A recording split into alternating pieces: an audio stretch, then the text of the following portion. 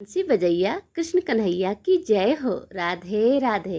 आप सभी के अपने चैनल अमृत अंश में आप सभी का फिर से स्वागत है। आज मैं आप सभी को कान्हा ने कैसे रची गऊ चराने के लिए अद्भुत लीला, इसकी कथा सुनाने जा रही हूँ। कृपया कथा को पूरा जरूर सुनिए और अच्छी लगे तो चैनल को सब्सक्राइब, लाइक, कमेंट, शेयर जरूर कर दें। भगवान श्री कृष्ण ने किस तरह नंद बाबा से जिद करके गाय चराने के लिए मना लिया। जब भगवान श्री कृष्ण जी 6 वर्ष के हो गए तो उन्होंने सोचा कि वो तो बड़े हो गए हैं और वे बछड़ा नहीं गाय चराएंगे। ये सोचकर भगवान श्री कृष्ण मैया यशोदा के पास गए और मैया से कहा कि मैया, अब तो मैं बड़ा हो गया हूँ। मैया ने कहा, अच्छा लल्ला, तुम बड़े हो गए हो तो बताओ अब किया क्या जाए। इस पर भगवान श्री कृष्ण ने कहा कि मैया, अब मैं बड़ा हो गया हूँ तो अब से मैं बछड़ा नहीं चराऊंगा, अब से मैं गाय को चराऊंगा। अपने लल्ला श्री कृष्ण की इस प्यारी सी बात को सुनकर हंस पड़ी और फिर मैया यशोदा ने कहा कि ठीक है, चरा लेना तुम गायों को, लेकिन एक बार अपने बाबा से पूछ लेना। भगवान श्री कृष्ण ने तुरंत बिना कुछ सोचे समझे नंद बाबा के पास पहुंच जाते हैं और उनसे कहते हैं कि बाबा, अब से मैं बछड़ा नहीं गायों को चराऊंगा।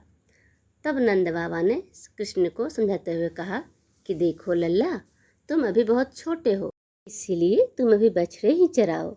लेकिन भगवान श्री कृष्ण अपनी ही बात पर अड़ गए थे और उन्होंने कहा कि नहीं बाबा, अब मैं बड़ा हो गया हूँ, मैं अब गाय ही चराऊंगा।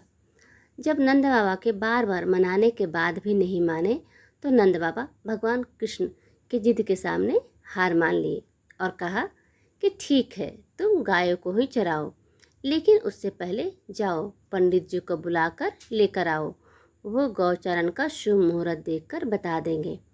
भगवान श्री कृष्ण तुरंत दौड़ते हुए पंडित जी के पास गए और उनसे कहा कि पंडित जी, आपको बाबा ने बुलाया है गौचारण के मुहूर्त देखने के लिए। और फिर उन्होंने सारी बात पंडित जी से बताई और पंडित जी से कहा कि आपको मुहूर्त आज का ही बताना है। अगर आप ऐसा करेंगे तो मैं आपको बहुत सारा माखन ला कर दूँगा। भगवान की इस बात से पंडित जी मुस्कुराए और फिर उन्होंने कहा, ठीक है, मैं आज का ही मुहूर्त बताऊँगा। अब पंडित जी नंद बाबा के घर आ गए और अपना पंचांग खोलकर बार बार अपनी उंगलियों पर कुछ गिनते। इस पर नंद बाबा ने कहा कि पंडित जी, आप बार बार अपनी उंगलियों पर क्या गिनती कर रहे हैं। पंडित जी नंद बाबा के प्रश्न का उत्तर देते हुए कहा कि क्या बताऊं नंद जी, केवल आज का ही मुहूर्त गौचारण के लिए शुभ है, नहीं तो अगले 2 सालों तक कोई मुहूर्त नहीं है।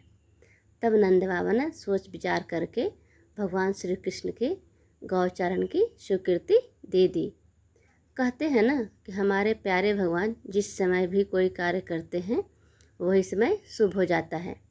नंद बाबा के आदेश के बाद उसी दिन से भगवान श्री कृष्ण ने गायों को चराना आरंभ कर दिया। जिस दिन भगवान ने गाय चराना प्रारंभ किया वो दिन गोपाष्टमी के नाम से जाना जाता है। अब भगवान श्री कृष्ण गौ चराने के लिए तैयार होने लगते हैं और मैया यशोदा उनका श्रृंगार कर रही हैं। लेकिन जैसे ही मैया यशोदा ने भगवान को उनके पैरों में जूतियाँ पहनाने लगी तो भगवान बोलते हैं कि मैया, मैं इसको नहीं पहनूंगा।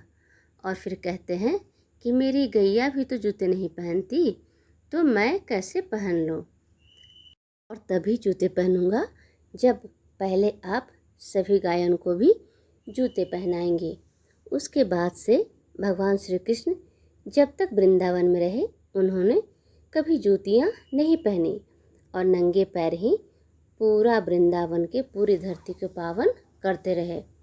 अब भगवान श्री कृष्ण भी अपने सखाओं संग गायों को चराने लगे और नंगे पाँव ही निकल जाते। अब भगवान जहाँ गायों को चरा रहे थे वह वन सभी गायों के लिए हरा भरा हो गया और अनेक प्रकार के रंग बिरंगे फूल पत्तियों वाला हो गया। आगे आगे सभी गाय और पीछे अपनी मनमोहक बांसुरी बजाते भगवान श्री कृष्ण और बलराम जी और उनके पीछे भगवान श्री कृष्ण के यश गाते ग्वालवाल थे। और इस प्रकार भगवान श्री कृष्ण विहार करने के लिए उन्होंने वन में प्रवेश लिया और तभी से भगवान श्री कृष्ण गौचारण लीला करने लगे। कथा सुनने के लिए आप सभी का बहुत बहुत धन्यवाद। प्लीज़ आप लोग ऐसे ही साथ बनाए रखें और प्लीज़ चैनल को सब्सक्राइब, लाइक, कमेंट, शेयर करना ना भूलें। आप सभी का एक बार फिर से बहुत बहुत धन्यवाद।